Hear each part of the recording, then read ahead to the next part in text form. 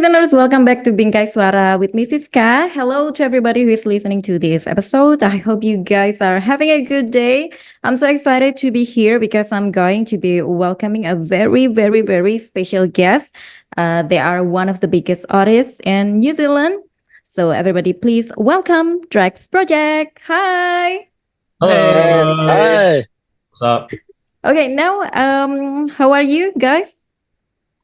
Good, We're good. good. very good. We're very well. How are you? I'm good, thank you. So now we have Sean, Matt, Sam, and Ben. Is it correct? That's Perfect. correct. Okay, then. Yeah, that's right. Okay, first of all, before I ask you many questions, I want to say big congratulations on dropping your newest album, Upside. So that's amazing. Thank Again, you. congratulations. So we are going to talk about it in a bit, but let's talk about you first. Okay, we know that Drax Project started a musical journey in 2014. Is it right? Somewhere, Yes. sometime around there, yeah. Long time Okay. ago. Uh-huh. Okay, can you tell us how you finally met and decided to make the Drax Project? What inspired you guys to start playing and making music? Yeah. Wow. We were all studying at university together, or like Uh-huh. near each other, and we decided to go busking because we wanted to like earn some money, and Hmm? and so we went busking, drums and saxophone, drums and sax, Drax. That's how we got our name, and yeah, that was like so long ago now, and then after that, Sam and Ben joined the band, and it's just been just a lot of writing music, a lot of playing gigs since then. Wow. So, next questions is okay, I will start with Drax Project made your debut album in 2019 with a self-titled album. And now we are going to talk about your latest album, Upside. In this album, there are 10 songs that blend elements of pop and R&B with your signature jazz and inspired song. So they're really nice to listen to. And if you ask me what's my favorite song on this album, my favorite song is A Luxury, of course. So can you tell us more about this album? Yeah, we the album Upside, it we wrote it over quite a long period of time. Like some of the songs are kind of before COVID changed things, and then some of the songs we wrote this year as a last minute dash to get them onto the album. But Mhm. yeah, it was a really fun process, I think, with COVID changing kind of what we were doing, at the time, just before we were living in the States. And so we were kind of forced to take it a bit slow in New Zealand, and just gave us some time to kind of figure out what we wanted to do next. And we had to just change our process a bit with writing and working on the music, but it was really fun. It was a really um, good environment for us to come together and to write songs. And I think we all learned a lot, and yeah, we're really stoked with how the album came out. Wow. And how about the lead song Luxury? Actually, I have been listening to it a lot because also for this interview I was trying to get the vibe, so I was listening to it a while ago and I'm falling in love more every day with this song. So can you tell us more about the track, about the Luxury? Can you tell us about the inspiration behind this song or any fun story about the song? Yeah. The song is kind of about, the lyrics in the song, they say like luxury is messing with my ego. But it's kind of like a fictional song about a fictional character that maybe doesn't exist, but it's the meaning behind it is like wanting to live life in the moment and live life without worrying about the luxuries that you might have, like money or things.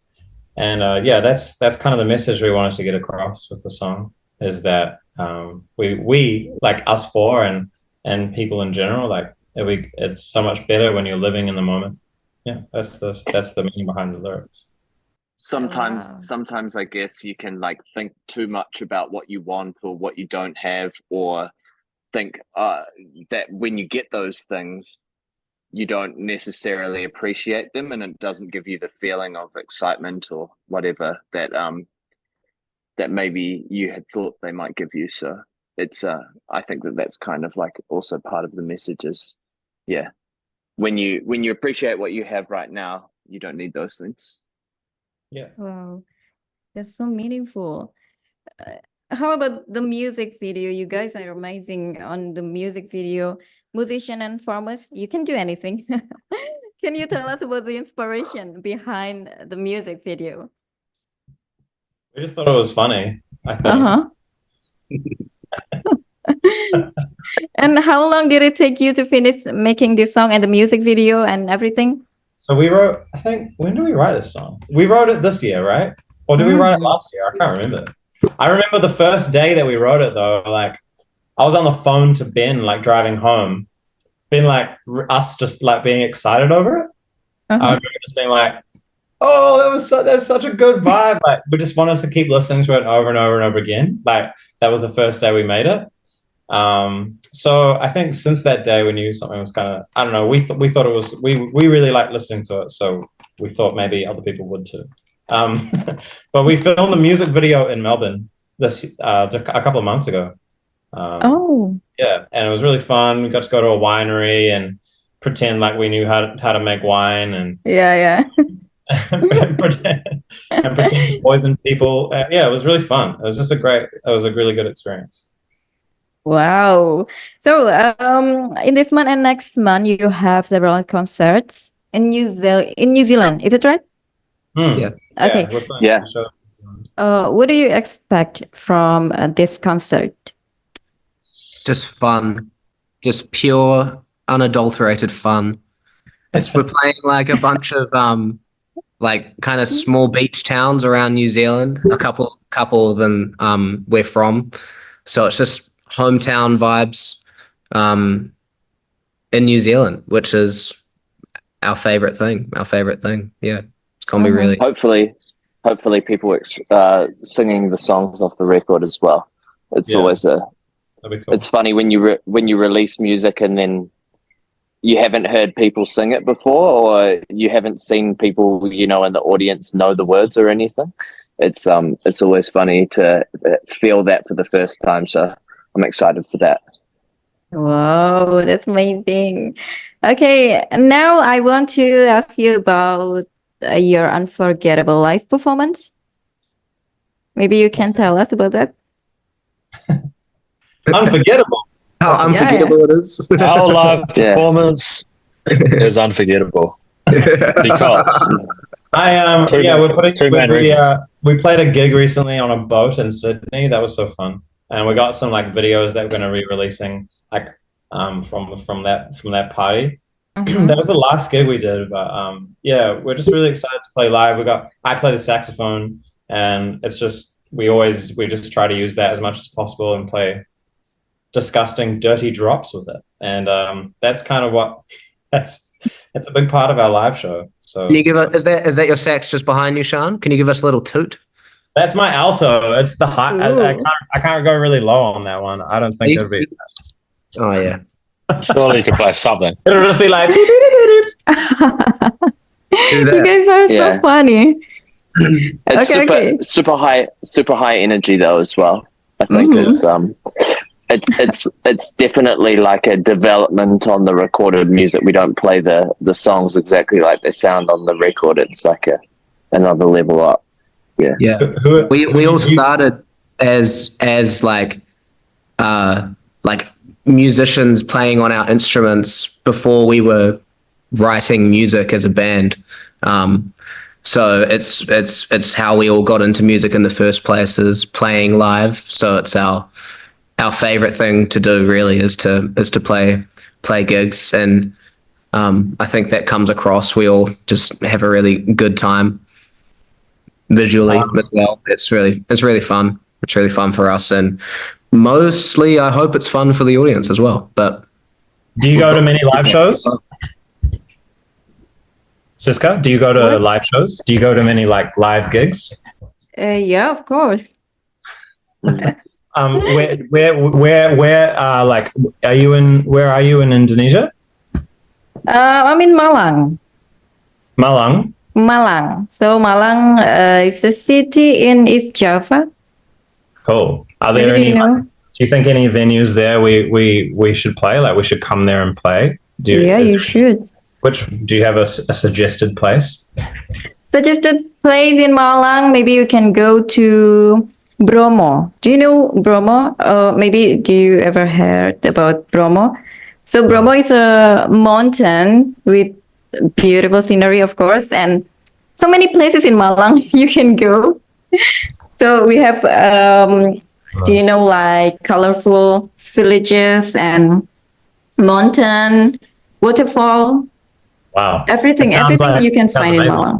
Yeah, that's amazing. Sounds beautiful. Just tell me if you go to Malang. So We want to come. We want to do like a Southeast Asian tour in 2024. So that's definitely somewhere we need to go. Okay. Yeah. Mm-hmm. It's okay. Nothing. Go. You can continue. It's okay. Okay. Now, maybe we can go to the next questions. I'm sure you had a blast making all of your songs, but can you please spill the beans on which song was the most fun to create, or maybe an unforgettable song since your first debut? I think we probably all have different favorites. My favorite. It's okay. It's okay. You can. It can be from each of you. There's a song on the album called Supernova, and I wasn't like at the studio when Ben, Matt, and Sam like wrote like a lot of the song. So I didn't have to do very much. I just came in and like sang it. So that was really fun for me. That's not true. That's not true. You came in and you sang the pre-chorus, and but I didn't do much. I feel like that like really pulled the song together. It was cool. Yeah. I mean, like we all worked on it eventually, but that's just still my favorite song on the record. So that I just remember that being fun. It's got like auto tune on my vocal, like really hard auto tune, like T-Pain type auto tune, and it was just really fun to make because it's something that we've never really done before, or we've never put music out like that before. I feel like my one is gonna maybe upset the others because it might be their one. Oh My is probably the funnest one off the album that we created. Yeah, that was fun to make. I just had to get in first because I knew these guys are probably going to say it. But Oh My was the funnest. You be careful because it was the last one that we finished, and it was one that we came up with. But we had the basic beat, but we came up with the extra 20% with the saxophone in the room, actually jamming on our instruments together and just really creating this energy that like for an hour just like swelled up until we had this drop with the saxophone. And so I think that 1 hour where we created the Oh My drop really, and it condenses a lot of the good things about Drax into one song in 1 hour. I think it really like brought everything together, and then it just had to be on the album. We were going to release the album like in a few months or something, but we made sure Oh My got on there. Yeah. Wow. Then how about Sam and Ben? Yeah. Ben. One, I think my favorite changes kind of every day, but one that was really fun while we were writing it was the song Mr. Thunder, which is the last song on the album. We wrote it with a friend of ours, Marlon.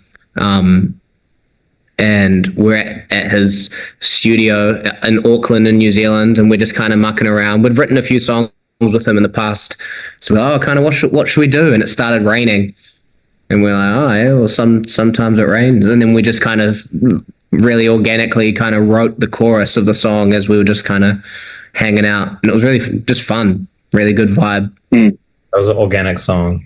Yeah. I remember that one we were like sitting in a circle, just like on the ground, like with holding our instruments, and then almost kind of just like, yeah. Oh, I don't know about you, but maybe, and just like throwing lyrics backwards and forwards. I think that one was really. All of those are really great, and I probably would have personally chosen Oh My as like the funnest one. You can choose it. Creatively. Well, I'm not. Nah, I don't want it to be stale. So I'm actually going to say Good Life is probably that was really fun, because I remember I had this idea for like a bass line, and I didn't have a guitar. Like I wanted it to be this bass line part, and then there's this kind of high da-da-do-da part in the song as well. And I wanted that to be guitar, and I didn't have a guitar, so I just played the whole thing on bass. And then it was a lot slower, and I didn't really have too much of an idea for the rest of the song. And then I sent it to Matt and just said, can you make a beat for this? And he came back with pretty much what is like the song now. And it was just like really cool to hear this thing that I wouldn't have thought to make something like that. Matt just absolutely killed it, and then just from there it turned into this really cool thing. So I think that was cool. I think it's always interesting when you send something to somebody and you don't have any expectation of what it will become, and then you get something really awesome back. So yeah. Wow. So, maybe we are finally in the last questions. Okay, what's next from the Drax Project? I guess we're coming to Bromo. Ooh, sure. Then I'll be waiting for that. Yeah. No, we I actually can't do want wait. to come. We do want to play a lot of gigs next year. It's like our big mission of 2024 is to tour the album. We're going to be going to Europe, and so after the Europe tour, or even before the Europe tour, we want to come to Indonesia. We want to go like all around Southeast Asia as well. Honestly, that's our main priority, is just to play heaps of live gigs. Yeah. Yeah. Yes, you should go to Indonesia and come to Bromo. Yes, We want Bromo. to. Absolutely. Okay, very great. Thank you so much, Drax Project, for joining us today. We can't wait for your next project, and we can wait for you guys to come to Bromo. And thank you, listeners, for always listening to Bingkai Suara Podcast. The podcast will always be available on any podcast streaming platform. See you on the next episode, and goodbye. Thank you. Bye.